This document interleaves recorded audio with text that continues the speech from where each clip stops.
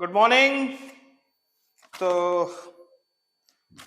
सब लोग बढ़िया हैं, सब सही चल रहा है।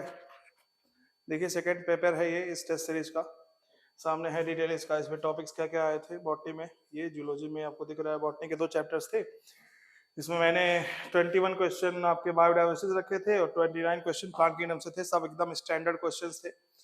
ठीक, तो पहला टेस्ट काफी सक्सेसफुल रहा, बहुत अच्छा लोगों ने प्रदर्शन किया। कुछ लोगों ने टेस्ट नहीं दिया है, कुछ उनका पर्सनल रीजन था। अगर सच में जेन्युइन रीजन है तो कोई बात नहीं, लेकिन अगर वो रीजन था कुछ तो फिर इसमें अब ये आप लोग टेस्ट दीजिए। इसमें कोई भी बहाना एक्सक्यूज मत दिखाइए कुछ भी, क्योंकि जितना आप एक्सक्यूज दिखाएंगे उतना ही आप पीछे चलते जाएंगे। ठीक है ना, टेस्ट दीजिए। और इससे भी इंपॉर्टेंट है इवेल्युएशन। घर जाके सोइए मत। सब लोग, कितना लोग से मार्क्स पूछाओ तो शायद झूठ बोल रहे हैं बच्चे बचने के लिए कि सर को पता नहीं है। सब पता है बाबू कौन कितना नंबर पाया है। ठीक है ना, बस बेइज्जती ना हो आपकी, इसलिए हम ज्यादा उसको आपको जलील नहीं करना चाहते हैं। तो आप लोग कम से कम इतना रहे यार, अप टू द 500 मार्क्स पार करिए। जो पिछले टेस्ट में 420 पाया था वो सोचे कि हमको 450 प्लस करना है कि नहीं। थोड़ा थोड़ा, किसी और से कंपटीशन नहीं है, आपका खुद से कंपटीशन है कि पिछले में आपने क्या किया था। किसी और से मत कंपेयर करिए, पता नहीं उसका इकोसिस्टम कैसा है, उसका इन्वायरमेंट कैसा है, उसका उसका नीश कैसा है, कोई नहीं जानता ना। तो किसी से आप कंपेयर कब करते हैं, जब आपकी बराबरी का हो, है कि नहीं। तो आपको बस एक सीट चाहिए और किसी और से आपको छीनना थोड़ी है। आप अपना बस करिए। 420 पाए थे, 520 पाए थे, तो अगली बार 450 550 से पाना है। 620 पाए, 640 पाना, 650 विद मॉडिफिकेशन, थोड़ा सा हो पॉजिटिव मॉडिफिकेशन, मतलब थोड़ा सा बढ़े लेकिन बढ़े। ठीक है ना, ठीक है, ओके। तो अगला टेस्ट सीरीज के बारे में हम, मतलब अगला जो टेस्ट होगा थर्ड, उसके बारे में लास्ट में जानकारी देंगे। तो चलिए हम लोग इसको देखते हैं, 1 बाय 1 क्वेश्चन को डिस्कस करते हैं। सबसे पहले आपके सामने क्वेश्चन है बाबू, अकॉर्डिंग टू रॉबर्ट में द ग्लोबल स्पीसीज डाइवर्सिटी। तो क्वेश्चन हमको लगता है सब आसान ही रहे होंगे, ठीक है ना। तो ठीक है, ओके। तो अकॉर्डिंग टू रॉबर्ट में the global species diversity is about. तो बाबू देखिए, स्पीसीज डाइवर्सिटी एनसीईआरटी में 2-3 डेटा दिए हुए हैं, सबका अलग अलग अपना अपना महत्व है। ठीक है ना, लेकिन सबसे जो सटीक माना जाता है रॉबर्ट में का माना जाता है। और आप ये जब खोलेंगे नई एनसीईआरटी 217 पेज नंबर, उसमें लास्ट लाइन आपको लिखी मिलेगी कि अकॉर्डिंग टू रॉबर्ट में 7 मिलियन। और उसी एनसीईआरटी पे लिखा हुआ है, थोड़ा सा ऊपर जाएंगे, ठीक है ना, शुरू की 5-6 लाइन पे, तो उसी 217 की बात हो रही है। ठीक है ना, जिसको जो लोग ये कहते हैं कि एनसीईआरटी से बाहर का है, सब एनसीईआरटी के अंदर का ही है। और जब एनसीईआरटी के अंदर का आ रहा है तब क्यों इतना दिक्कत हो रहा है, तब क्यों सबका 10-10 गलत हो जा रहा है, बताइए। और ठीक है ना, इसमें जो जो रिलेटेड क्वेश्चन है उससे एक भी क्वेश्चन नहीं मिलेगा आपको। ठीक, जो शिकायत थी आपकी। तो यहाँ पे क्वेश्चन साफ साफ लग रहा होगा रॉबर्ट में, तो 7 मिलियन डेटा है, इसमें कोई कॉन्सेप्ट है नहीं। 7 मिलियन स्पीसीज है, प्लांट एनिमल सब मिला करके। तो आपका क्वेश्चन नंबर 101 का आंसर का हो जाएगा फर्स्ट। ठीक है, ओके। ये देखिए, डेविड टिलमैन का एक थ्योरी था, उन्होंने कहा था कि चलिए उसको उससे बिना भी हम कर सकते हैं, वो थियरी की जरूरत नहीं पड़ेगी आपको। यहाँ पे 4 आपको ऐसे दिए हुए बॉक्स दिए हुए हैं, आपको देख के बताना है किसमें डाइवर्सिटी ज्यादा है। तो बायोडाइवर्सिटी का मतलब जो समझ गया वो बता दिया। बायोडाइवर्सिटी का मतलब नंबर ऑफ स्पीसीज या नंबर ऑफ लिविंग ऑर्गेनिज्म कितने हैं, सब मिला करके। तो हम यहाँ पे बेसिकली नंबर ऑफ स्पीसीज कहेंगे। तो लॉयन मान लो 300 है, क्रो का 290 है, इंसेक्ट का 305, जोड़ के बताओ सबसे ज्यादा होगा इन सब में से, है कि नहीं। तो है सबसे ज्यादा यही आ रहा है। 3 3 6 2 8, 3 2 5 2 7, 2 2 4, 2 2 4, तो हम देख रहे हैं सबसे ज्यादा यही है। तो कुल मिला के हम कह सकते हैं सी ऑप्शन में, जो सी वाला है, यानी कि इसमें बायोडाइवर्सिटी सबसे ज्यादा है। कोई दिक्कत किसी को। आसान क्वेश्चन शुरुआत करते हैं हम लोग। Question number 103। तो ये 103 में देखेंगे आप पेज नंबर 218 पे, जो फिगर नंबर 15.1 है। कौन सा फिगर? 15.1 पे जो बी नंबर फिगर है, फिर से बता रहे हैं, पेज नंबर 218 फिगर 15.1 के बी वाला जो फिगर है, उसमें आप देखेंगे तो सबसे ज्यादा फिशेस है। तो एक ही ऑप्शन है जो फिशेस को दिखा रहा है। तो मैंने आपको याद भी कराया था एफ बी राम। कौन सा? F greater than B greater than R greater than A greater than M, F B RAM, यानी कि F is greater than B. तो सबसे ज्यादा आपको क्या हो जाएगा? फिशेस। तो ऑप्शन नंबर डी, ठीक है। Among plants, algae, bryophyte, pteridophyte, gymnosperm, angiosperm, maximum diversity is present in. सबसे ज्यादा डाइवर्सिटी किसमें प्रेजेंट होगी? तो सबको पता है कि जो सबसे सक्सेसफुल है, ठीक है ना, जो सबसे सक्सेसफुल है, जिनका डिस्ट्रीब्यूशन ज्यादा है, जो सफल है, उन्हीं का ज्यादा होगा। तो एंजियोस्पर्म यानी कि ए। और वो जो ग्राफ है आपका पेज नंबर 218 पे, जो ग्राफ प्लांट का दिया हुआ, उसी में भी आप देख सकते हैं एंजियोस्पर्म का सबसे ज्यादा है। Okay, next. यहाँ पे फिर बात आती है 15, वही 217 218 पेज नंबर पे ग्राफ जो है 15.1, उसी ग्राफ का जो दूसरा ग्राफ है उसमें देखिए, इसमें एक तरफ फिश दिया हुआ है, बाकी सब भरे हुए हैं। तो एक्स क्या हो गया? फिशेस हो गया। तो ऑप्शन नंबर कौन सा हो जाएगा? डी। 105 का डी हो गया। Question number 106, according to Robert May global estimation only how much percentage of the total species have been recorded so far. तो अर्थ पे जितने भी स्पीसीज अभी जीवित है उनमें से सिर्फ 22% जो है अभी तक रिकॉर्ड किया गया है। आप सबको ये बात पता है, और ये 219 पेज नंबर पे आप आंसर देख सकते हैं, ठीक है ना। तो ये पेज इसलिए बता रहा हूँ मैं, देखो बहुत इसको मेहनत करके एक एक पेज की लाइन लिखा है मैंने, किस पैरा का है किस लाइन का है, ताकि जो बच्चे खोजना चाह रहे हैं, बैठ के टिक करना चाह रहे हैं, वो टिक कर सकते हैं आसान से। ओके, नेक्स्ट देखिए जो चैप्टर है बायोडाइवर्सिटी कंजर्वेशन, इस चैप्टर से बेसिकली क्वेश्चन आने के चांस डेटा वाले रहते हैं, इसलिए मैंने सारा डेटा दे दिया है अच्छे से, ठीक है ना। जो जिसका डेटा प्रिपेयर रहेगा, और डेटा प्रिपेयर करने का रिवीजन है कि एक दिन पहले, टेस्ट के दिन पहले अच्छे से रट के जाइए भाई, रटेंगे समझ समझ डेटा क्या रटना है, डेटा को समझना क्या है, रटना ही है ना बाबू। ओके, अप्लाइंग द रॉबर्ट मेज global estimate more than how many plant species and more than how many animal, तो ये भी डेटा है। तो 1 लाख प्लांट और 3 लाख एनिमल्स, यानी कि इतने अभी डिस्कवर्ड करने बाकी हैं। तो 1 लाख प्लांट के और 3 लाख एनिमल्स के अभी डिस्कवर करे जाने बाकी हैं। Why the diversity of prokaryote is not sure, ठीक है ना। जो प्रोकैरियोट्स की डाइवर्सिटी है, तो आप पेज नंबर 218 पे सबसे नीचे जो ये दिया हुआ है पैरा, उसको जब पढ़ेंगे 218 पे सबसे नीचे वाला पैरा कि प्रोकैरियोट्स को क्यों इंक्लूड नहीं किया गया है डाइवर्सिटी की गिनती में। तो पहला ऑप्शन दे रहा है दीज आर माइक्रोस्कोपिक। क्या है ये? माइक्रोस्कोपिक है बाबू, बिलियंस होंगे। मान लो मैं कहूं कि 5.5 बिलियन है कुल मिलाकर के, तो पता चला 5 बिलियन अकेले वही लोग हैं है कि नहीं। तो हम लोग कंपैरिजन नहीं कर पाएंगे, चीजों को स्टडी नहीं कर पाएंगे, कॉम्प्लिकेट हो जाएगी, इसीलिए इसको किनारे करते। दूसरा, many of this can not be culture in lab. कितने लोग ऐसे हैं जिनको हम बुला नहीं सकते, जिनको हम उगा नहीं सकते लैब में, ठीक है ना। तो हम लोग गिनती हमारी क्या रह जाएगी, पता चले कि जिनको हम कल्चर कर पा रहे हैं, जिनको ग्रोथ करवा पा रहे हैं लैब में, उनको गिन लिए, जिनको नहीं करवा पा रहे नहीं गिन पा रहे हैं, ठीक है। The conventional taxonomic method cannot be applied for identification and description of prokaryotes. Yes, जो अभी इस समय जो टैक्सोनॉमिक मेथड चल रहा है आइडेंटिफिकेशन का, कैरेक्टराइजेशन का, CICN पढ़ा होगा आपने, तो वो जो है इसमें लागू नहीं हो पा रहा, उसके लिए कुछ और अच्छी टेक्नोलॉजी चाहिए। तो ये तीनों रीजन है, तो हम कह देते हैं ऑल ऑफ करेक्ट। ओके,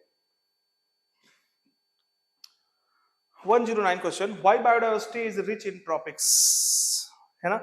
अच्छा क्वेश्चन, ट्रॉपिक्स में क्यों रिच है? तो सबको पता है ट्रॉपिकल रीजन इक्वेटर के पास पाई जाती है, इक्वेटर के पास सनलाइट बहुत डायरेक्ट आती है, इक्वेटर में वहां पे बारिश बहुत ज्यादा होती है। तो दो ही चीज चाहिए किसी चीज के लिए, नमी और गर्मी। मैंने कहा है ना, कोई भी चीज नया ग्रोथ करना चाहता है, अच्छे से ग्रोथ करना चाहता है, तो दो चीज चाहिए, नमी और गर्मी, यानी कि प्रेसिपिटेशन जिसे हम मॉइस्चर कहते हैं, और दूसरा क्या कह सकते हैं, गर्मी यानी कि सनलाइट कह सकते हैं, टेम्परेचर ऑप्टिमम कह सकते हैं। तो ट्रॉपिक इन्वायरमेंट लेस सीजनल, इसमें पहला जो दिया हुआ है ये क्या है, लेस सीजनल, मींस सीजनल मतलब चेंज बहुत कम होते हैं इसमें, और चेंज जहां पे कम होगा वहां पे स्टेबिलिटी क्या होगी बाबू, ज्यादा हो गई। जो हमेशा चेंज होता रहेगा स्टेबिलिटी खत्म, कहानी। Receives more solar energy so more productive. मैंने कहा कि ट्रॉपिक्स जो होते हैं इक्वेटर के पास होते हैं, इसलिए यहाँ पे सोलर एनर्जी सनलाइट ज्यादा मिलती है, और यहाँ पे जो है प्रोडक्टिविटी ज्यादा होगी। ट्रॉपिक रिमेन अनडिस्टर्ब, तो सीजनल लेस अनडिस्टर्ब मतलब जैसे कि मान लो एक स्पीसीज है, उसको कोई भी एक गर्मी में जी रहा है, वो उसको फेवरेबल कंडीशन गर्मी मिल गया, वो अपना जो बॉडी का उसका जो बदलाव होगा, इवोल्यूशन होगा आगे चल के कई मिलियन साल में, वो गर्मी के हिसाब से होगा। पता चले गर्मी है, थोड़ा ठंडी आ गया, थोड़ा बरसात आ गया, तो इवोल्यूशन अगर करना है किसी को, तो उसके लिए कांस्टेंट इन्वायरमेंट और प्रेडिक्टेबल इन्वायरमेंट चाहिए, ताकि वो अच्छे से उसी हिसाब से आगे अपनी इवोल्यूशन को कर सके, ठीक है ना। ओके, अब देखिए ऑल ऑफ द अबव, तो यानी कि तीनों सही हैं, तो ऑल ऑफ द अबव हो जाएगा आंसर इसका। नेक्स्ट क्या है, species diversity in an area is important for, तो रेजिस्टेंस, प्रोडक्टिविटी, स्टेबिलिटी, सबके लिए ये क्या है, इंपॉर्टेंट है कि नहीं। क्या कह रहा है, स्पीसीज डाइवर्सिटी, ठीक है ना बाबू।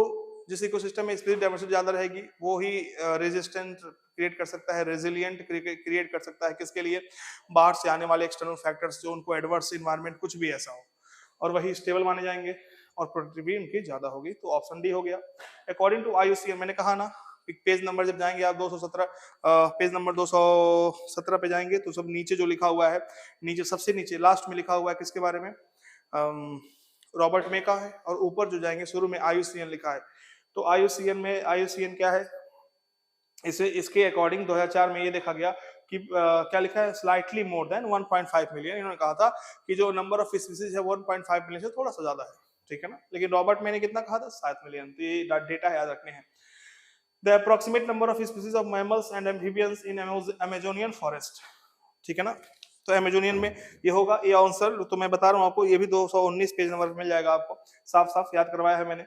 आप इसे रट के आएंगे तभी आंसर हो पाएंगे, सीधी बात है। डिप्रेस होने से रोने से काम नहीं चलेगा, मेहनत करना पड़ेगा, रटना पड़ेगा, रो के रटिए, खा के रटिए, पी के रटिए, लेकिन रटना पड़ेगा। कोई भी रोने गाने से काम नहीं चला, सब लोग आ रहे हैं, रोग आ रहे हैं, कोई मतलब नहीं है उस बात का बाबू, ठीक है ना। अभी टाइम है, 90 डेज हैं, अगर आप पढ़े हैं, ठीक है ना। अगर आप पिछले 101 अगर पिछला 190 डे पढ़े हैं तो अगला 90 डे आपका बहुत बढ़िया होने वाला है। लेकिन अगर आप पिछले 190 में से बस 19 डे पढ़े हैं तो फिर ये जो 90 डे है एकदम बकवास जाएगा, रो के बिताएंगे, अगले साल की तैयारी करेंगे, है कि नहीं। तो सीधी बात है एकदम, कर्मा जो होता है, मैंने कहा ना कर्मा, वो जो कर्म होता है वही कर्म, वही प्रधान है, वही सब कुछ डिसाइड करेगा आप क्या किए हैं। तो सीधी सी बात है यार, अगर तुम पढ़े हो तो नॉर्मली पढ़ते आए हो, तो अगर नॉर्मली पढ़ते आए हो एज ए कैजुअली, तो आपको इस 90 दिन में जी तोड़ मेहनत करनी पड़ेगी। और अगर आपने जी तोड़ मेहनत करके पढ़े हो तो जो स्ट्रेस का समय आ रहा है इसमें आप कैजुअली करोगे काम, है कि नहीं। कॉन्फिडेंस एकदम चेहरे पे झलकेगा कि अरे मेरा तो सिलेक्शन हो रहा है, मैं तो रैंक के लिए पढ़ूंगा, है कि नहीं, ठीक है ना। तो बिल्कुल डिमोटिवेट नहीं होना है, और उन लोगों से दूर रहना जो आपको डिमोटिवेट कहते हैं, डिमोरलाइज करते हैं, ठीक है ना। आप सिलेक्ट हो जाओगे, इस बात की गारंटी आप खुद दे सकते हो, कोई और नहीं दे सकता है। और आप खुद, जैसे आज एक बच्चा मिला था, कह रहा था सर हमको लग रहा है कि जब हम पिछले साल के मुकाबले हम अच्छा कर रहे हैं और लग रहा है कि हम सिलेक्ट हो जाएंगे, इसीलिए ज्यादा एंजाइटी नहीं आ रही है, ठीक है। अपनी कुछ प्रॉब्लम बता रहा था तो उसे बताया, तो मुझे कहा, तो मुझे भी लगा कि ऐसे जब मैं भी प्रिपरेशन करता था तो मुझे पता था किस साल मेरा होगा किस साल नहीं होगा, मुझे पता चल गया था। तो जो तैयारी करता है उसको पता चलता है। बाहर का कोई भी ढकोसला जो कोई कह रहा है, मान लो कोई भी तुमसे आके कह रहा है, कोई तुम्हारा दोस्त, कोई भी तुमसे बड़ा, कोई तुमसे आके कह रहा है कि तुम्हारा नहीं होगा, सिर्फ इनका होगा, सिर्फ उनका, एकदम बकवास बातें हैं, कोई जानता नहीं है क्या होगा, फ्यूचर अननोन है एकदम, है कि नहीं। तो एकदम मेहनत करिए और एकदम किसी भी निगेटिविटी से दूर रहिए, बस उनके पास रहिए, उनसे बात करिए जो आपको पॉजिटिव देते हैं, जो आपको पॉजिटिव कुछ करते हो, कहते हो कि हाँ तुम्हारा होगा, क्यों नहीं होगा, ठीक है ना बाबू। चलिए, तो इसका ऑप्शन हो गया ए। नेक्स्ट क्वेश्चन क्या है, इंडिया के पास जमीन कितनी है, सबको पता है 2.4%, लेकिन उसके पास डाइवर्सिटी कितनी है 8.1%। इसी के नाते इसको one of the 12th mega biodiversity में रखा गया है, 8वें नंबर पे, है कि नहीं। 8वां नंबर देखो नहीं है एनसीईआरटी में, लेकिन 12 में है, ये पता है। तो आंसर नंबर हो गया ए। देयर आर, तो यहाँ पे देखो, अब आपको लगेगा 8th वाला एनसीईआरटी में दिया नहीं है, लेकिन आपको इसलिए मैंने क्वेश्चन दिया है ये कि आपको जनरल नॉलेज हो जाए और आपको क्वेश्चन गलत भी नहीं होगा। कैसे, देखिए, अगर आपको पता है 12th there are 12 mega diverse country है, तो यहाँ पे 12 आई और 12 में सिर्फ एक ही ऑप्शन है, दिख रहा है ना, पहला, तो ऑप्शन ए हो गया। और आपको ये पता होना चाहिए कि 12 कंट्रीज हैं जिसको मेगा डाइवर्सिटी में रखा गया है, उसमें से 8वें पोजीशन पे इंडिया है। ओके, देखिए ये ग्राफ कितना सुंदर सा है, ये ग्राफ आपको स्पीसीज रिचनेस और एरिया एक्सप्लोर। अच्छा देखिए, कुछ लोग पूछते हैं कि सर जो है स्पीसीज बढ़ाने पे, एरिया एक्सप्लोर करने पे स्पीसीज क्यों जो है बढ़ते हैं फिर घटते हैं, मतलब बढ़ते हैं फिर उसके बाद कांस्टेंट कैसे हो जाते हैं। मतलब आप मान लो जंगल में जा रहे हो, बीच जंगल में घुस गए एकदम, ठीक है ना। मान लो हरिराम है, बीच जंगल में गए, वहां पे आप नहीं, पहले किनारे थे, किनारे जंगल में घुस रहे हैं, उनको एक जेबरा दिखा, फिर एक हाथी दिखा, उनको फिर बंदर दिखा, तो स्पीसीज डाइवर्सिटी कितनी हो गई, तीन तरह के स्पीसीज मिले, यानी कि एरिया बढ़ा रहे हैं, एरिया एक्सप्लोर उनका ए बढ़ रहा है, तो स्पीसीज रिचनेस एस भी बढ़ रहा है कि नहीं। देखो ये ग्राफ बढ़ रहा है, बढ़ रहा है, बढ़ रहा है, बढ़ रहा है, लेकिन कुछ देर बाद जाकर कांस्टेंट हो रहा है। यानी कि इसका मतलब क्या है कि जैसे पहले उनको मिला था जेब्रा, हाथी, फिर बंदर, फिर जब आगे गए तो सांप मिला, ठीक है, और बढ़ गया, वेरी गुड, खुश हो गया, लेकिन फिर बंदर मिला, फिर हाथी, यानी कि वही स्पीसीज रिपीट हो रहे हैं।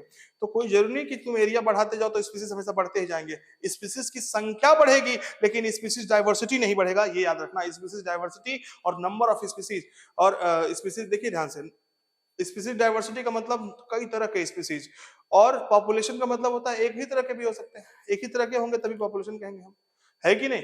तो याद रखना स्पीसीज डाइवर्सिटी मतलब टाइप ऑफ स्पीसीज। ओके, तो इसीलिए, और ये ग्राफ क्या शो करता है, देखिए ध्यान से, तो नॉर्मली हमने देखा SCA⁴ ये होता है, और इसे हम बोलते हैं रेक्टेंगुलर हाइपरबोला। क्या बोलते हैं बाबू, रेक्टेंगुलर हाइपरबोला। कौन बोला, हाइपरबोला मींस, देखिए ध्यान से, कि जब आप यस बढ़ा रहे हो मतलब ए बढ़ा रहे हो तो एस भी बढ़ रहा है, लेकिन एक लिमिट तक। वो लिमिट कौन प्रोवाइड करेगा? जेड, जिसे हम बोलते हैं रिग्रेशन कॉफिशिएंट।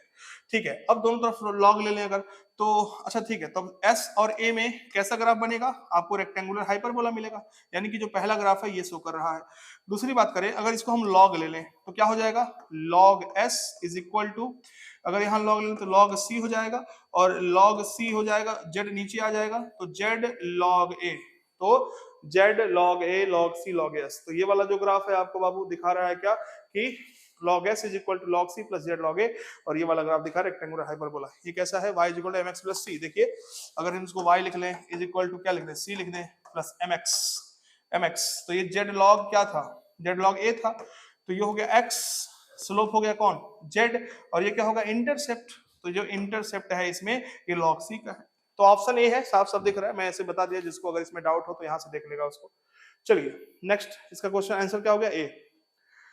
ये क्वेश्चन देखिए सेम क्वेश्चन है, तो इसमें मैंने जो बताया, एस क्या है? स्पीसीज रिचनेस, ए क्या है? एरिया एक्सप्लोर्ड, जेड क्या था? मैंने बताया था स्लोप था, तो slope of line, regression coefficient NCERT ने ऐसे डाटा दे रखा है, और सी क्या है? वाई पे इंटरसेप्ट। ठीक है, तो क्या हो गया आंसर? सी हो जाएगा इसका।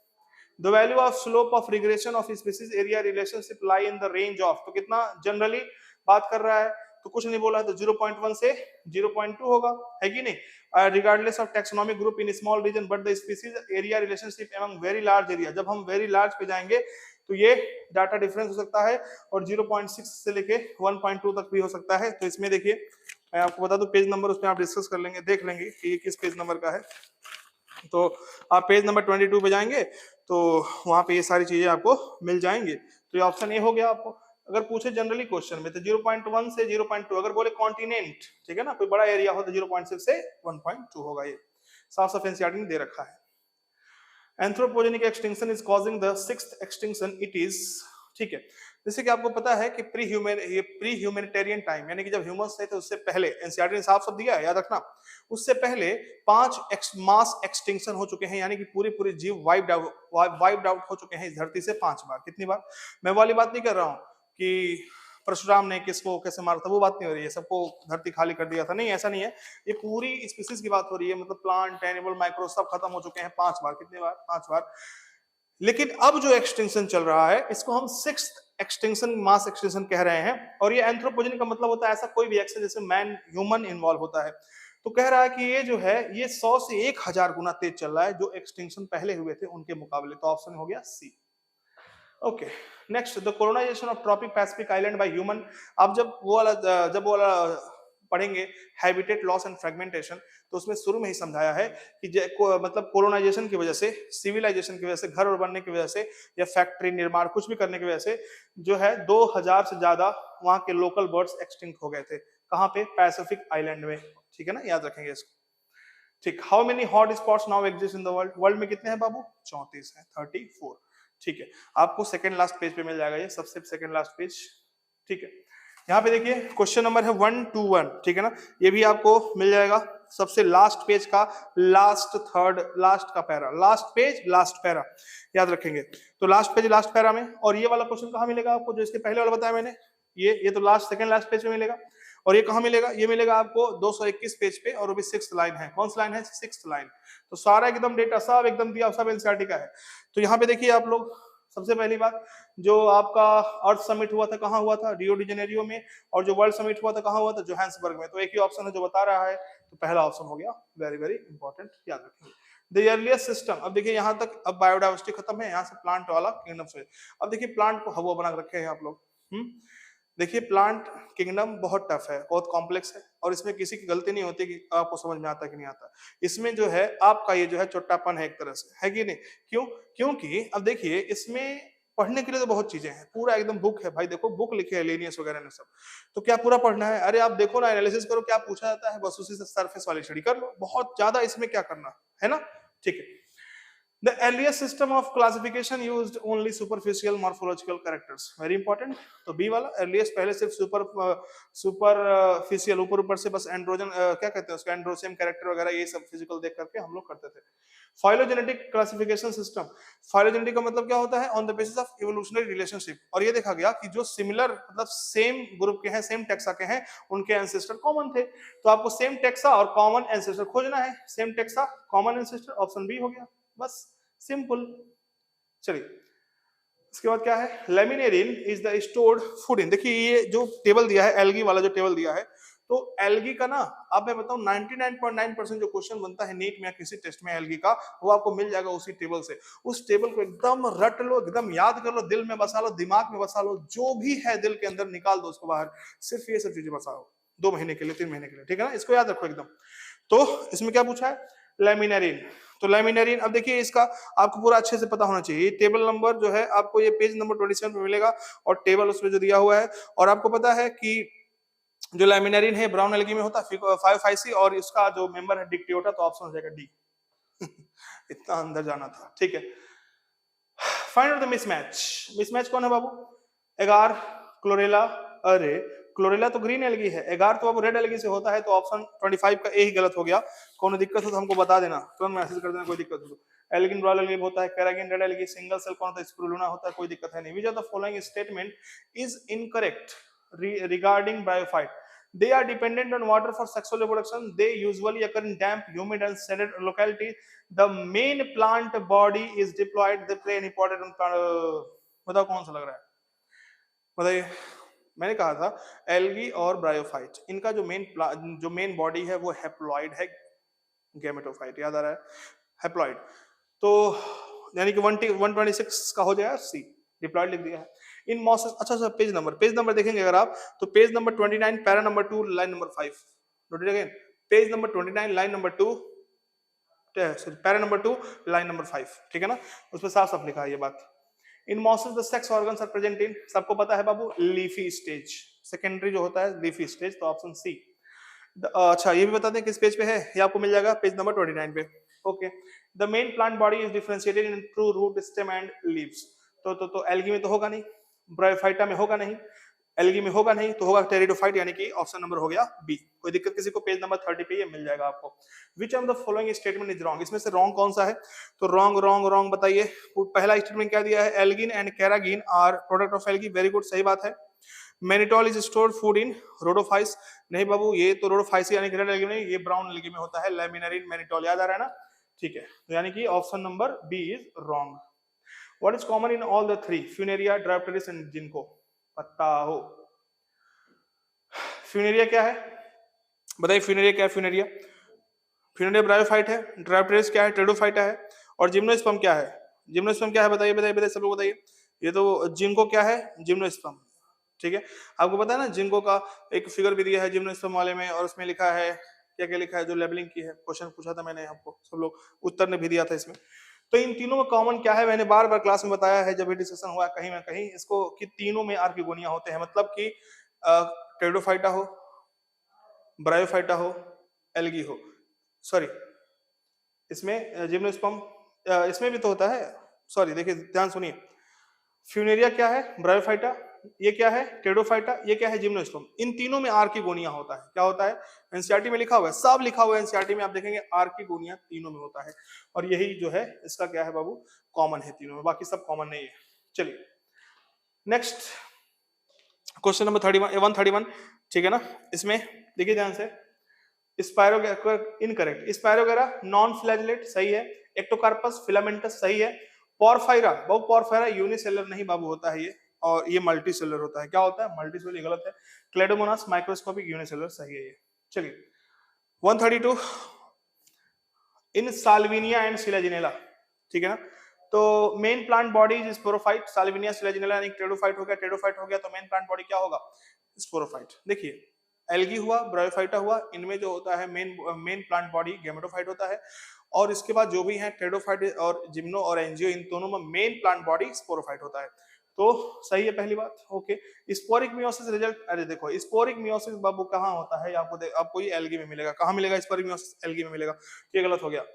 चलिए 133, विच of the following is heterosporous, देखो टेरिडोफाइटो में सब क्या होते हैं होमोस्पोरस, लेकिन बस दो होते हैं जो हेटेरोस्पोरस होते हैं, होमोस्पोरस मतलब सेम टाइप ऑफ स्पोर्स, और हेटेरोस्पोरस मतलब डिफरेंट टाइप ऑफ स्पोर्स, तो हेटेरोस्पोरस मतलब कौन है, साल्विनिया सिलाजिनेला, ऑप्शन हो गया B. 134 in which group of plants true root stem and leaf are found, ठीक है। True true true true true true stem कहाँ शुरू हो जाता है, ब्रायोफाइटा में तो होगा नहीं, टेरिडोफाइटा, जिम्नो और एंजियो, तो टेरिडो और gymno, टेरिडो gymno angio, option D हो गया, ठीक है ना।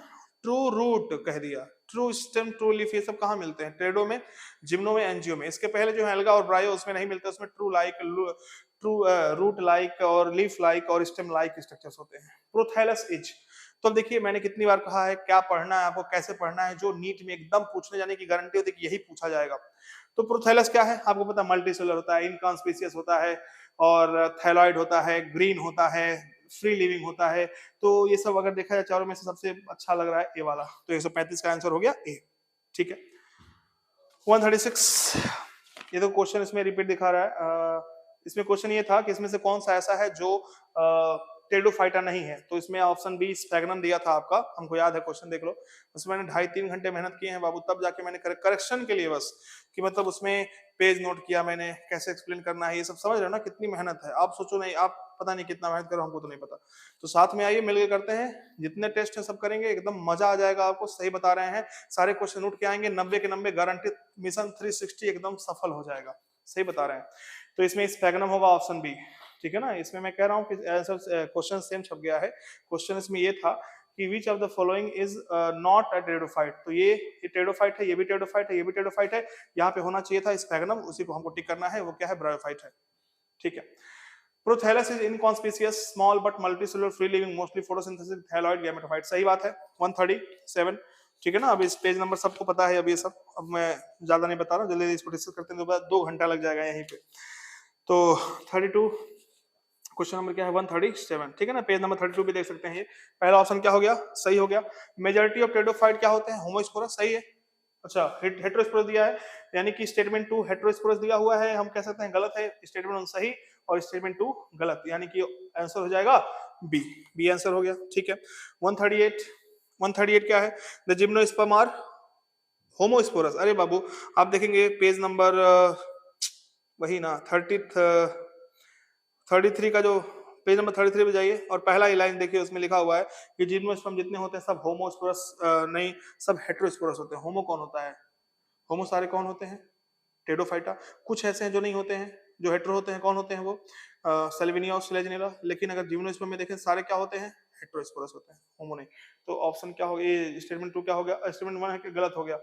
Female male and female gametophyte have an independent free living action, देखिए ये क्वेश्चन बहुत ही मजेदार है। आप जब जाएंगे पेज नंबर 33 पे सबसे आखिरी वाला जो पैरा है, लिखा है unlike bryophyte and pteridophyte, unlike लिखा हुआ है, ठीक है ना।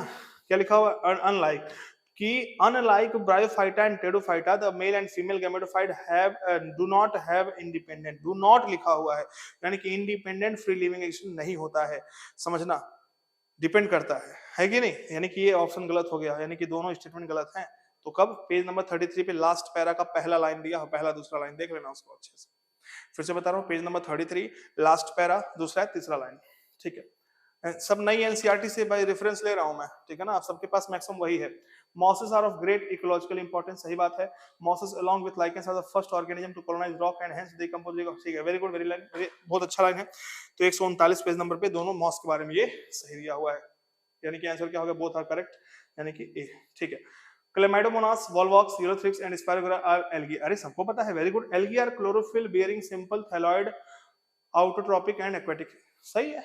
लेकिन ऐसा कुछ नहीं जो एक्सप्लेन कर रहा हो इसको, एल्गी है, ठीक है ना। अभी थोड़ी एल्गी का यहाँ पे बताता कि उनका थोड़ा सा स्ट्रक्चर और डिफाइन करता, हम कहते हैं कि एक्सप्लेन कर रहा है, लेकिन नहीं कर रहा है, दोनों स्टेटमेंट सही भी हैं, तो ऑप्शन हो गया बी, ठीक है। Bryophyta are also called amphibians of the plant kingdom, Bryophyta जो होते हैं वो एम्फीबियंस, उनको कहा जाता है क्या कहा जाता है, amphibians of kingdom.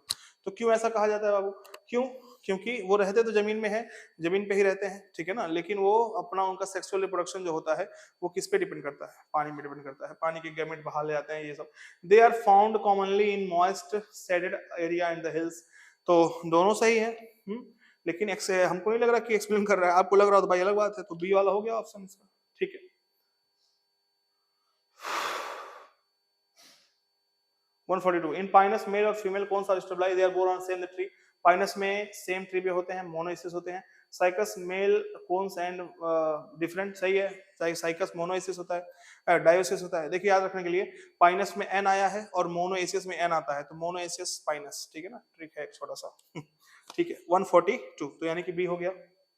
India includes in one of the 12 mega diversity country of the world, ठीक है, वेरी गुड।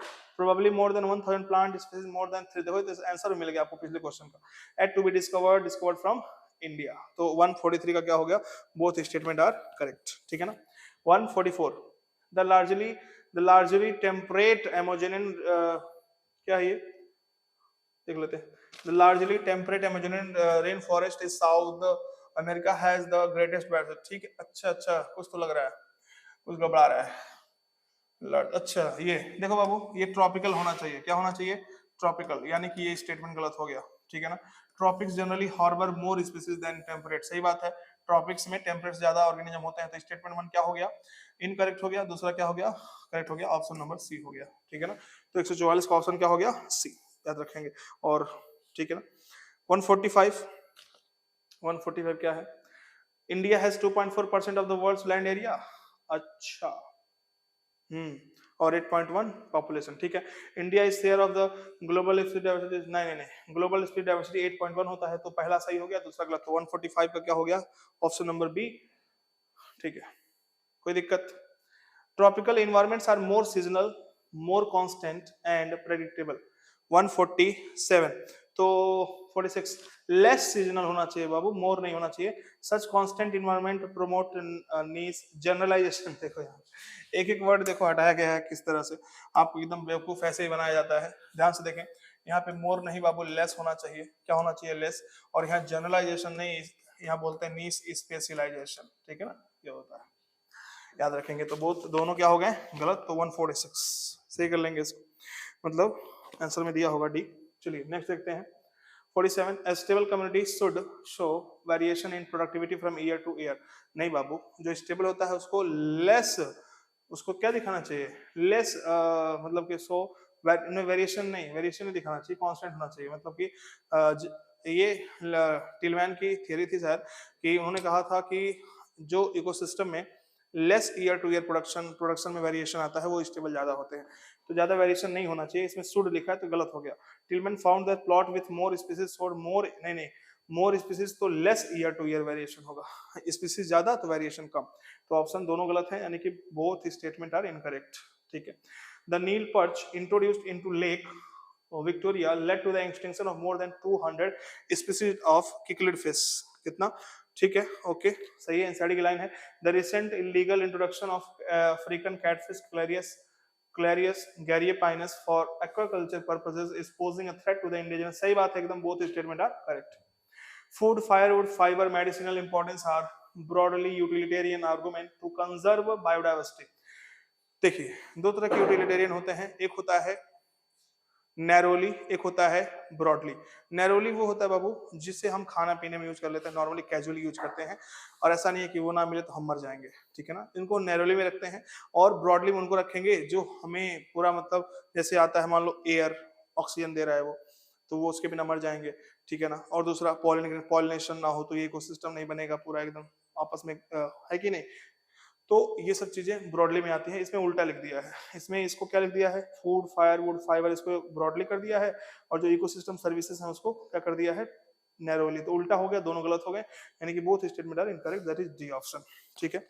लास्ट में असर्शन दिया हुआ है कि Colombia located near the equator has, Colombia equator के पास है तो 1400 स्पीसीज हैं, जब उससे दूर जाएंगे, इक्वेटर पे 0 डिग्री हुआ, उससे दूर गए 41 डिग्री, और दूर गए 71 डिग्री, तो जितना दूर जाएंगे डिग्री बढ़ता जा रहा है, तो स्पीसीज कम होती जा रही है। ये कह रहा है कि जब हम इक्वेटर से जाते हैं पोल की तरफ तो स्पीसीज घट जा रही है, यानी कि जो रीजन दिया है क्या है, in general species diversity decreases as we move from away from equator, तो इसको अच्छे से एक्सप्लेन कर रहा है, तो ऑप्शन हो गया ए। चलिए ये हो गया बॉटनी पार्ट, अब आता है बाबू देखो जूलॉजी पार्ट। तो जो ऊपर ग्रीन पट्टी थी, ठीक है ना, देख रहे हो ना, सब पट्टी वट्टी चेंज हो रहा है, सब एकदम बढ़िया आप लोग के लिए व्यवस्था हो रहा है, आप लोग पता नहीं क्या कर रहे हैं।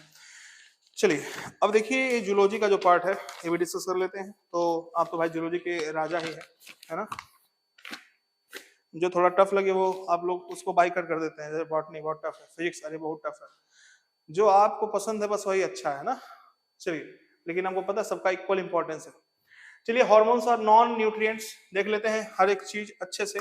आप लोग तो हार्मोन के बादशाह है बाबू। हार्मोन्स और नॉन न्यूट्रिएंट्स सही है, इंट्रा नहीं होगा इंटर होगा, तो यानी कि स्टेटमेंट गलत हो गया, है कि नहीं।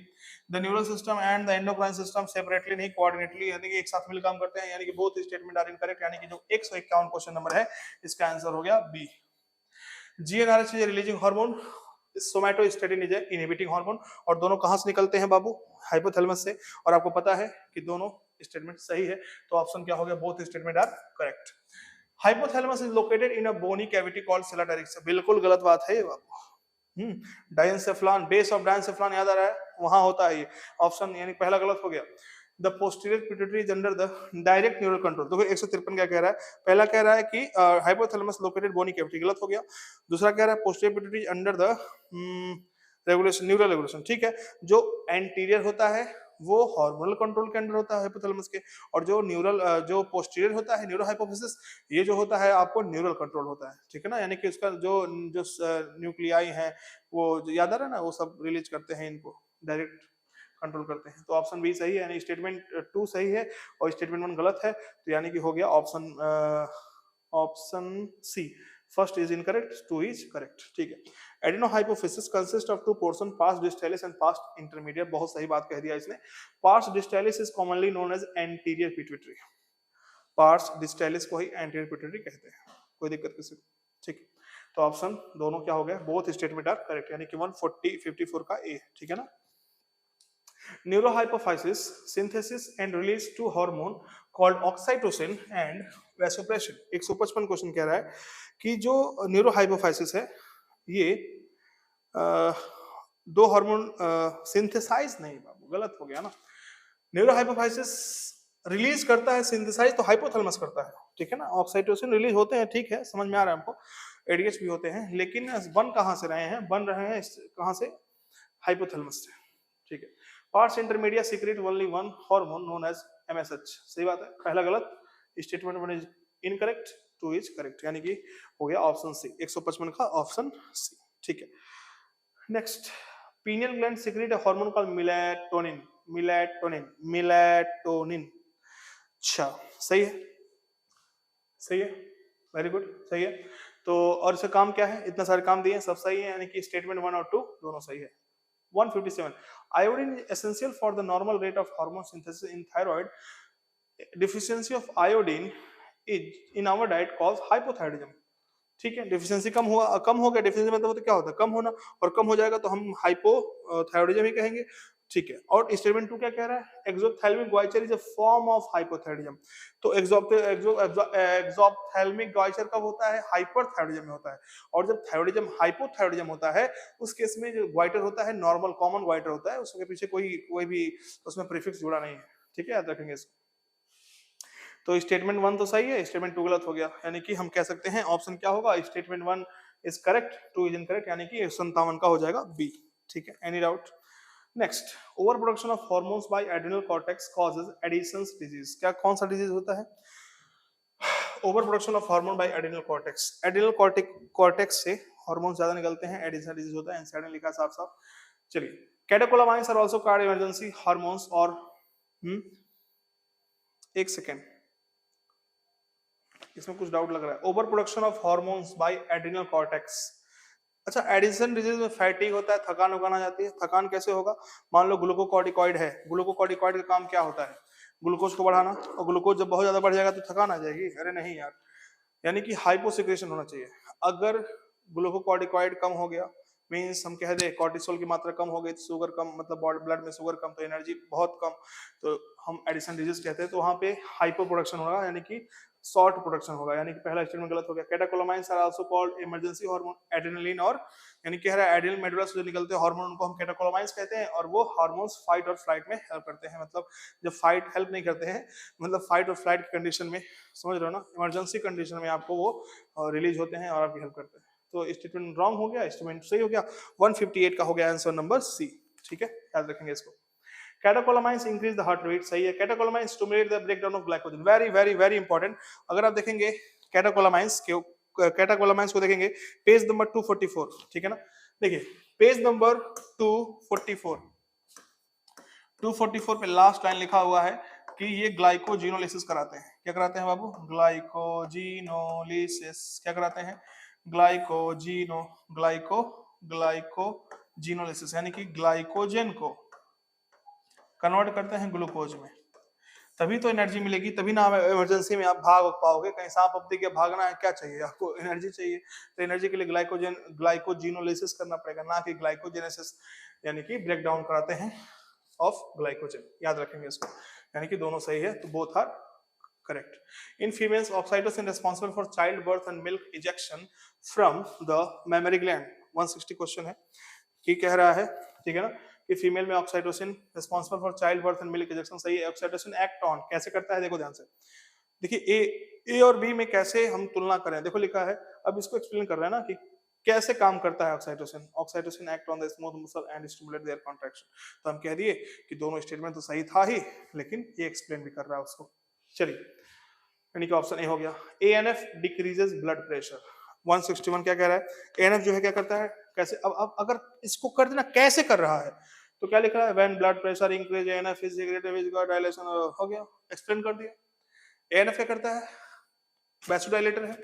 जब ब्लड प्रेशर बढ़ जाएगा तब ये सीक्रेट होगा और वैसोडाइलेशन करा देगा, ब्लड प्रेशर नॉर्मल हो जाएगा। याद रखेंगे इसको। तो एसेसन रीजन सही है और एक्सप्लेन भी कर रहा है। Find out incorrect. The neural system provide a point to point rapid coordination among organ. सही बात है। The neural coordination is fast but short lived. सही बात है।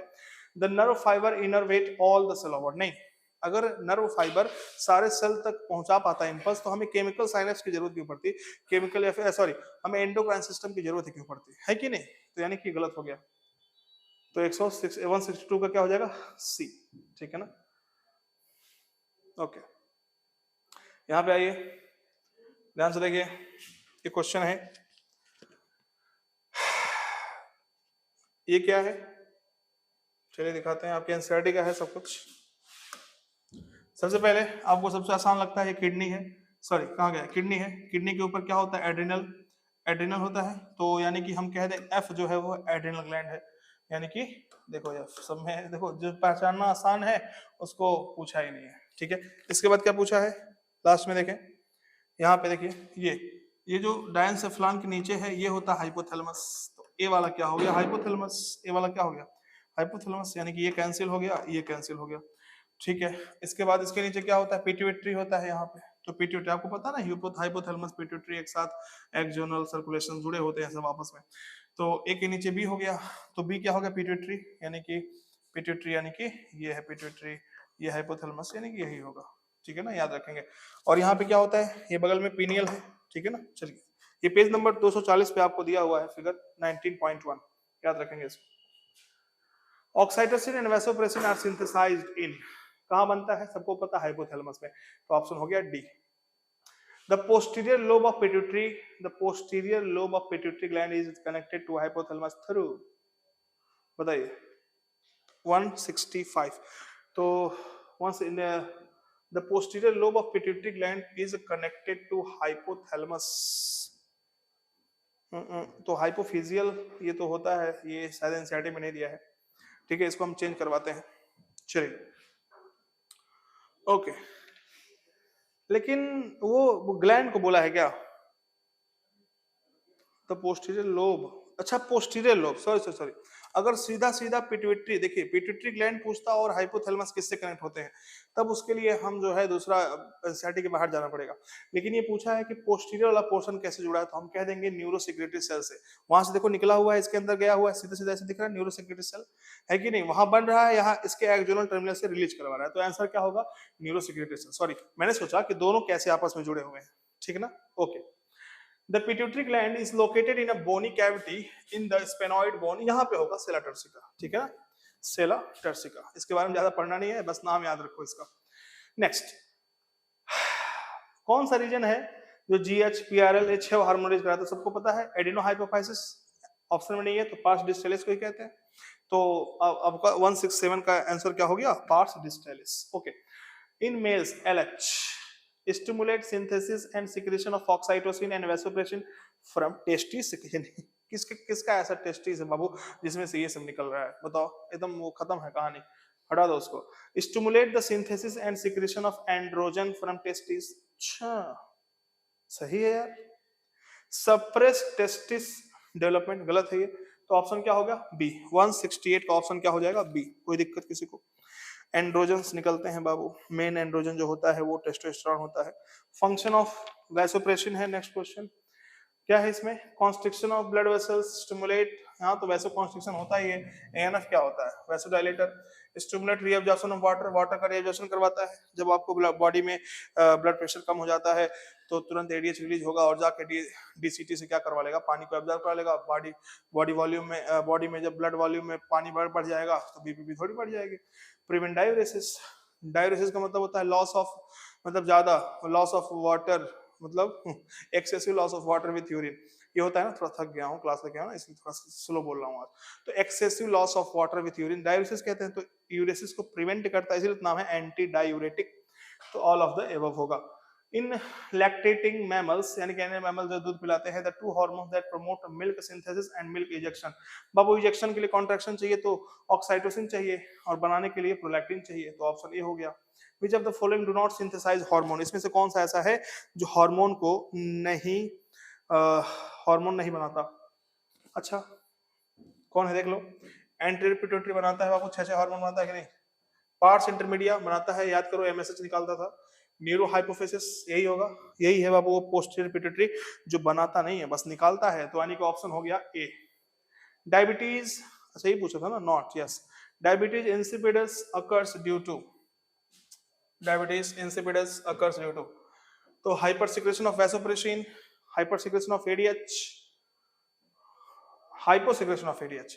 बाबू देखो क्या होता है, अगर एडीएच कम रिलीज होगा तो रीअब्जॉर्प्शन कम होगा। रीअब्जॉर्प्शन ऑफ वाटर अगर कम हो गया तो बार बार आपको यूरिन जाना पड़ेगा, है कि नहीं? समझो, यानी कि यही प्रॉब्लम होती है। ऐसी प्रॉब्लम जिसमें एडीएच की मात्रा घट जाती है आपके बॉडी में रिलीज होना, तो इसी को हम बोलते हैं डायबिटीज इंसिपिडस। यानी कि 172 का आंसर हो गया डी। कौन सा आंसर हो गया? 172 का डी हो गया। ओके, अब इसके बाद क्या पूछ रहा है? एंड्रोजन प्रोड्यूस बाय, देखिए ये बहुत अच्छा क्वेश्चन है, मैंने इसको टाइप करवा कर लगवाया था। इसे देखो, इसके फॉन्ट में थोड़ा सा अंतर भी है। एंड्रोजन प्रोड्यूस्ड बाय, एंड्रोजन कैसे कैसे प्रोड्यूस होता है? तो एनसीईआरटी में लिखा है, आप सबको पता है ओवरी और टेस्टिस, ठीक है ना। लेकिन एड्रिनल, जो एड्रिनल ग्लैंड है बाबू, आप जब पढ़ेंगे एड्रिनल ग्लैंड के बारे में, उसमें जो सबसे आखिरी सेकंड आखिरी लाइन है उसमें लिखा है एंड्रोजेनिक, एंड्रोजेनिक स्टेरॉइड्स को रिलीज करता है। तो याद रखना एड्रिनल ग्लैंड जो होता है बाबू, ओवरी और टेस्टिस, ये तीनों मिलकर के एंड्रोजन सीक्रेट करते हैं। किसी को अगर दिक्कत हो आके पूछ लेगा हमसे इसके बारे में। 174, what is the function of melatonin? Function क्या है? Influence metabolism, pigmentation, menstrual cycle as well as our defence capacity, सही बात है। Maintain normal rhythm of sleep wake cycle and body में, सही बात है। Regulate 24 hour diurnal rhythm of body, सही बात है। तो ऑप्शन हो गया D. Pineal gland is located on the, बताइए। तो अभी देखो फिगर, ये फिगर चेक करो सब लोग, कौन सा क्वेश्चन है? अच्छा नहीं, वो फिगर चेक करिए आप लोग, वहीं पे देख लीजिए आप लोग। कहाँ गया? यस, देखिए जो फोर ब्रेन है, ये हमारे बॉडी का ये आगे वाला पार्ट है, आगे वाला, इसे हम क्या बोलते हैं? Ventral position. पीछे वाला क्या है? Dorsal position. तो आंसर होगा dorsal side of forebrain, option C होगा। चलिए, the two lobes of thyroid glands are interconnected. Thyroid gland के दो लोब्स कैसे कनेक्ट होते हैं बाबू? कनेक्टेड टिश्यू होता है जिसे इस्थमस कहते हैं। तो the thin flap of connective tissue called isthmus, confuse मत होना, ठीक है? थिन से एपिथेलियल नहीं, कनेक्टिव टिश्यू। एनसीईआरटी साफ साफ लिखा है। तो 176 का क्या हो गया आपका आंसर? नंबर सी, ठीक है। 177, हाइपरथायरॉयडिज्म कॉजेज क्रेटिनिज्म, बताइए। हाइपरथायरॉयडिज्म, थायरॉयडिज्म है, थायराइड हार्मोन अगर बहुत ज्यादा रिलीज हो गए। क्वेश्चन नंबर क्या है? 177, ठीक है ना। आंसर मिलाते रहते हैं साथ में ताकि उसमें आंसर सीट में करेक्शन ही ना है। 177 बताइए, हाइपरथायरॉयडिज्म कॉज क्रेटिनिज्म, गलत है बाबू। हाइपोथायरॉयडिज्म कॉज, अगर थायराइड हार्मोन कम रिलीज होते हैं तब क्रेटिनिज्म होता है, ठीक है ना। आईक्यू की दिक्कत होती है, ग्रोथ में भी रुक जाते हैं ये सब। Iodine essential for normal rate of hormone synthesis thyroid, सही बात है। In adult hormone, adult women, hypothyroidism में cause menstrual cycle to become irregular. चलिए देखिए 177 क्या कह रहा है, ठीक है, ये भी सही है। Hyperthyroidism can cause occur due to cancer of thyroid, सही है। देखो एडल्ट वेमन में अगर थायराइड बढ़िया से नहीं रिलीज हुआ तो उसकी मेंस्ट्रुअल साइकिल इरेगुलर हुई, एनसीईआरटी का सब लाइन है। तो पहला स्टेटमेंट गलत है, बाकी सब सही है, तो पहला गलत यानी कि एफ टी टी टी यानी कि ऑप्शन नंबर हो गया ए। कोई दिक्कत किसी को? चलिए सही है इसमें भी। Hormone secreted by thyroid gland, तो टिक मार दीजिए, कौन सा मारेंगे? T3 T4 TSH? नहीं बाबू, T3 तो होता है, T4 भी होता है, लेकिन साथ में TCT भी होता है, कैल्सिटोनिन या फिर हम थायरोकैल्सिटोनिन कहते हैं। TSH तो पैराथायरॉइड करेगा ना, ठीक है ना? अरे सॉरी, TSH नहीं, हमको लगा PTH है, TCH है। TSH कहाँ से रिलीज होगा बताइए? थायराइड यस, पार्स डिस्टैलिस, याद रखेंगे। तो ऑप्शन क्या हो जाएगा? बोथ ए एंड बी नहीं, सिर्फ होगा TCT, क्योंकि T3 और T4 का वो दे दिया है। तो आंसर क्या होगा? ए, TCT। 178 का है। Which one is not steroidal hormone? Very very important, देखो इसको भी टाइप करा है, फॉन्ट में अंतर है। स्टेरॉइडल हार्मोन कौन सा इसमें नहीं है? तो आपको पता है एस्ट्रोजन होते हैं, टेस्टोस्टेरोन भी होते हैं, और प्रोजेस्टेरोन भी होता है, कॉर्टिसोल भी होता है, 4 होते हैं बस, इसको आपने यार रटा हुआ है ये। और एक आइडोथायरोनिन भी होता है, वो याद रखेंगे। ये थायरोक्सिन नहीं होगा, ठीक है ना? ऑप्शन नंबर हो गया डी। कैल्सिटोनिन का काम क्या है? ब्लड में कैल्शियम को घटा देना, कैल्शियम को घटा देना, ठीक है ना? तो reduces calcium in blood opposing the effect of parathyroid, ठीक है, सही है। स्टिमुलेट स्टेरॉइड प्रोडक्शन नहीं, तो ये सब गलत है। 180 का हो गया ए, 180 का ए, ठीक है। नेक्स्ट क्या है? Which of the following is wrong? इसमें से कौन सा गलत है? Along with TCT, PTH play a significant role in calcium balance in body, सही बात है। PTH is a hypercalcemic, calcium को बढ़ा देगा। The secretion of PTH is regulated by circulating level of calcium, हाँ कैल्शियम कितने आयन बॉडी में है यही रेगुलेट करेंगे। TCT secreted by parathyroid, TCT बाबू कौन से करेगा? बताओ बताओ बताओ, कौन करेगा? थायराइड, नॉट पैराथायरॉइड, तो गलत हो गया। थाइमोसिन्स, थाइमोसिन्स बाबू, थाइमोसिन जो हार्मोन है थाइमस ग्लैंड करता है रिलीज, और देखा जाता है कि ये जो ग्लैंड है जैसे जैसे उम्र बढ़ती जाती है डिजेनरेशन होता है, ग्लैंड बाबू हल्का हल्का कम होता चला जाता है, ठीक है। तो क्या देखते हैं इसके बारे में? हैव नो रोल इन, देखिए इनका रोल दोनों में होता है, कह सकते हैं सेल मीडिएटेड इम्यूनिटी में भी, ह्यूमोरल में भी, ठीक है ना? Okay, play a major role. Cell mediated immunity का मतलब क्या होता है पता है आपको? ऐसी इम्यूनिटी, बताइए आप। अच्छा, ह्यूमरल का मतलब होता है ब्लड, यानी कि एंटीबॉडी से रिलेटेड है अगर, तो हम बोल दिए उसे ह्यूमरल इम्यूनिटी। और सेल मीडिएटेड मतलब टी लिम्फोसाइट और बी लिम्फोसाइट की वजह से जो डिफरेंशिएशन की वजह से जो उनकी वजह से जो इम्यूनिटी आपको मिलती है उसको बोलते हैं CMI, बोलते हैं सेल मीडिएटेड, याद रखना। Play a major role in the differentiation of T lymphocytes which provide cell mediated immunity, याद रखेंगे ये भी। Thymosins are secreted by parathyroid gland, नहीं थाइमस से होता है। Are not produced in old, ऐसा नहीं है, प्रोड्यूस नहीं होता है, कम होता है, ठीक है ना? तो ऑप्शन हो गया बी, बाकी सब गलत है, ठीक है। Aldosterone is chemically peptide, is chemically steroid and is responsible for secondary sexual character development, disturb water and electrolyte, is produced by zona glomerulus of adrenal cortex. तो हमको तो जो है 183 का डी वाला सही लग रहा है, बाकी सब घटिया बकवास लग रहा है। Which of the following is, अच्छा ये कैसे याद करना है? देखो जो एड्रिनल ग्लैंड है इसमें 2 पार्ट है, कॉर्टेक्स और मेडुला। जो कॉर्टेक्स है बाबू, कॉर्टेक्स के 3 पार्ट होते हैं, कितने पार्ट होते हैं? कॉर्टेक्स के 3 पार्ट। जो 3 पार्ट होते हैं उसको याद कर लो, GFR, याद करो GFR, G for glomerulosa, F for fasciculata, R for reticularis. जो आपका पहला पार्ट है ग्लोमेरुलोसा, वहां से रिलीज होता है मिनरलोकॉर्टिकॉइड, ठीक है ना? तो वो है आपका एल्डोस्टेरोन, एक एग्जांपल है, ठीक है। Which of the following is correct? इसमें से कौन सा सही है? Aldosterone is the main glucocorticoid in our body, नहीं, वो तो आपका क्या है? कॉर्टिसोल है। In our body cortisol is the main mineralocortic, ये भी गलत हो गया। Glucocorticoids stimulate gluconeogenesis but not lipolysis. अरे यार, ग्लूकोनियोजेनेसिस का मतलब ही होता है लाइपोलिसिस और proteolysis. Glucocorticoids inhibit cellular uptake and utilization of amino acid, ये सही बात है।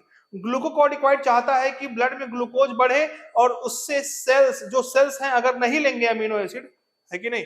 अमीनो एसिड अगर नहीं सेल लिए, ध्यान समझना इसको, अमीनो एसिड ने सेल नहीं लिया तो प्रोटीन बनेगा, प्रोटीन बनेगा तो प्रोटियोलिसिस होगा। तो यही तो इसीलिए ये सेलुलर अपटेक को रोक देता है, इनहिबिट कर देता है। तो ऑप्शन 184 का हो गया आपका डी हो गया, क्या हो गया? डी हो गया। कॉर्टिसोल स्टिमुलेट आरबीसी प्रोडक्शन, सही बात है। Produces anti inflammatory reactions and suppress the immune system, सही बात है। Maintain cardiovascular system as well as kidney function, सही बात है, यानी कि सब सही है, is related to more than one option, D option. Adrenal cortex secrete small amount of androgenic steroids has no role in stimulating the secondary sexual character. The kidney hormone renin normally inhibit aldosterone secretion from adrenal gland, secrete a small amount of vasopressin. तो 186 के बारे में क्या कहना चाहेंगे आप, बताइए। अगर लास्ट थर्ड लाइन देखेंगे आप, उस समय आप देखेंगे कि secret small amount of androgenic steroid, और बाकी सब क्या है, सब गलत है। अगर ये सीक्रेट कर रहा है तो इसमें रोल होगा ही, होगा कि नहीं होगा, तो ये सब गलत हो गया। इनहिबिट नहीं करता है बल्कि और तो हेल्प करता है, सब गलत है। पहला जो हो गया आपका वैसोप्रेसिन, यहाँ से होगा नहीं, वो तो वहां से हाइपोथैलेमस जो है वो बनाता है, और रिलीज कौन करता है, पोस्टीरियर। तो ये तीनों गलत हो गए, पहला आपका सही हुआ। The underproduction of hormone by the adrenal cortex alters carbohydrate metabolism, causing acute weakness and fatigue, leading to the disease called। तो 187 देखिए, डिजीज कौन सा होता है, ये एडिसन डिजीज होता है, जिसकी हम बात कर रहे थे पिछले वाले में। ग्रेव्स मत मार दीजिएगा, ठीक है। इसके बाद 188 क्वेश्चन है, इसमें क्या कह रहा है, इसमें इंसुलिन क्या करवाता है, इंसुलिन का बाबू देख लीजिए क्या है, ग्लूकागॉन का क्या रहेगा, तो इंसुलिन का इंसुलिन का काम है ब्लड में ग्लूकोज को कम करना, तो कम करने के लिए क्या कराएगा, ग्लूकोज का फॉर्मेशन नहीं कराएगा, ग्लाइकोजन का फॉर्मेशन कराएगा। तो इंसुलिन का हो गया 4, यानी कि ए में आ गया सबसे पहले, क्या आना चाहिए 4 सेल्ट्रोल, ठीक है। इसमें 4 है, इसमें 4 है, और इसमें भी 4 है, इसमें नहीं है, तो ठीक है, इसको हम बाइकट कर देते हैं, बचा एबीसी। और इंसुलिन में क्या आएगा, ये हाइपोग्लाइसीमिक है, यानी कि 3 आएगा, 3 है, इसमें भी है, इसमें भी है, ठीक है। अब क्या ग्लूकोज में, अब बताइए, रिड्यूसेस सेलुलर नहीं, इनहेंसेस सेलुलर ग्लूकोज अपटेक, 6 आएगा, 6 किसमें आ रहा है, इसमें नहीं आ रहा है, इसमें आ रहा है, इसमें नहीं आ रहा है, बताओ, इसमें भी आ रहा है। चलो इसके बाद क्या करेंगे, डीएमिनेशन ऑफ एमिनो एसिड करवाएगा, सब पढ़ा है, बताया मैंने सब कुछ अच्छे से। यानी कि हम कह सकते हैं कि थर्ड वाला, फोर्थ वाला, 6 वाला, और third, four, 6 enhances cellular glucose Uptake, सही है, 6 और 7, यानी कि हो गया 188 का बी, सही है, वेरी गुड। चलिए, the corpus luteum secrete progesterone and some estrogen under the action of, corpus luteum किसके, एलएच के एक्शन में, ठीक है। चूज द इनकरेक्ट स्टेटमेंट, बताइए इसमें 190 वाला क्वेश्चन, ये सब आसान क्वेश्चन है अब, ठीक है ना। Incorrect, CCK stimulate the pancreatic enzyme and gall bladder contraction, ये मत समझना कि डाइजेशन का क्वेश्चन है ये, ठीक है ना, लास्ट पेज पे दिया हुआ है, सेकंड मतलब थर्ड लास्ट पेज पे। Estrogen, progesterone and testosterone steroid, सही बात है। Only testis and ovary produce, ये गलत बात हो गया, सिर्फ टेस्टिस और ओवरी एंड्रोजन प्रोजेक्ट नहीं करते हैं, मैं बताया ना, एड्रिनल कॉर्टेक्स भी करता है। Melatonin secrete by pineal gland, सही है, तो सी वाला गलत हो गया। The two group of steroid hormone produced by ovary is estrogen और progesterone. Which one is not related to increase of glucose in blood? कौन नहीं बढ़ाएगा, तीनों बढ़ाते हैं, वो कार्टिसोल बढ़ाएगा ही, ग्लूकागॉन बढ़ाएगा ही, एड्रेनलिन, ध्यान सुनो, मैंने कहा ग्लाइकोजिनोलाइसिस कराएगा, तो बढ़ाएगा ना ब्लड में, है नहीं, बहुत एग्जांपल अच्छा, एकदम अच्छा ये क्वेश्चन था, ये भी टाइप करवाया, देखो फॉन्ट अलग है। चलिए नेक्स्ट, ग्लूकागॉन, इंसुलिन, तो glucagon alpha cell, insulin beta cell, androgen कौन हो गया, Leydig cell, progesterone, corpus luteum, तो अपना आंसर टिक करना है इसमें। Insulin act only on hepatocyte, mainly act on hepatocyte adipocyte, सही है। इज हाइपर नहीं, hypo, rapidly channelize glucose from hepatocyte नहीं, यानी कि होगा ऑप्शन नंबर बी, ठीक है ना। तो 194 का आंसर क्या हो गया, बी, ठीक। नेक्स्ट,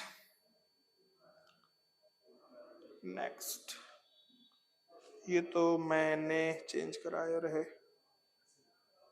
ठीक है, अच्छा ये तो एनसीईआरटी का ही है, चलिए कर सकते हैं आप लोग। तो 195 का क्या हो जाएगा, gastrin stimulate the secretion of HCl, gastrin में पेट से HCl से रिलेटेड होगा। सिक्रेटिन क्या हो जाएगा, stimulate secretion of water and carbohydrate ion. GIP inhibit करेगा, तो चौथा हो जाएगा। और डी का क्या हो जाएगा बताइए, सेकंड, यानी कि स्टिमुलेट सिक्रेशन, तो यानी कि ऑप्शन सी हो गया, ऑप्शन सी, ठीक है। आइडेंटिफाई, चलिए यहाँ पे देखिए, अच्छा क्वेश्चन है ये, ठीक है ना, बार बार दिया जाता है क्योंकि ये सब क्वेश्चन अच्छे होते हैं। ये मेम्ब्रेन बाउंड रिसेप्टर यहाँ प्रेजेंट है, यानी कि जो हार्मोन, ये जो हार्मोन यहाँ पे आ रहा है, यानी कि ये प्रोटीनीसियस होगा, फैट लिप स्टेरॉइडल नहीं होगा। अब मतलब स्टेरॉइडल के अलावा कुछ भी हो, प्रोटीनीसियस मान लो है, जब प्रोटीनीसियस है तो अंदर नहीं जा पाएगा, तो ऊपर ही अपना बॉन्ड यहाँ पे कॉम्प्लेक्स बनाएगा। तो ये ए जो है, ए क्या हो गया, प्रोटीन हार्मोन, तो ये नहीं होगा, ये नहीं होगा। रिस्पॉन्स 1 जनरेट हुआ, यहाँ से आपको सेकेंडरी मैसेंजर कुछ भी हो सकता है, CAMP कैल्शियम आयन, या तो IP3, तो CAMP ये हो गया, यानी कि ऑप्शन सी होगा। और ये ठीक है ना, बस और क्या, सी वाला नहीं, एक मिनट, कुछ गया है क्या, फिर से देखिए, ए बी क्या है, प्रोटीन हार्मोन है, तो फिक्स हो गया, मतलब ए वाला क्या है, प्रोटीन हार्मोन।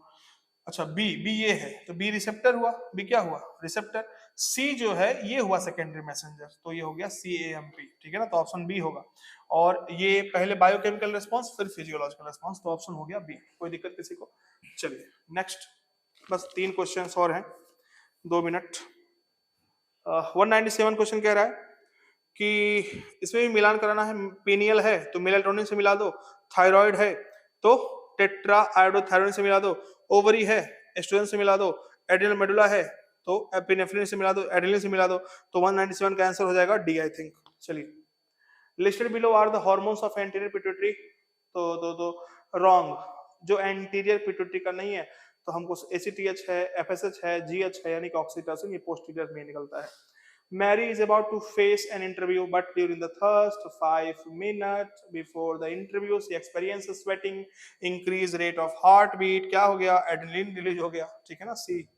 लास्ट, अरे लास्ट तो क्वेश्चन है, इसमें नहीं है चलिए मैं बता देता हूँ, the steroid responsible for balance of water and electrolyte, इसका आंसर होगा एल्डोस्टेरॉन, ठीक।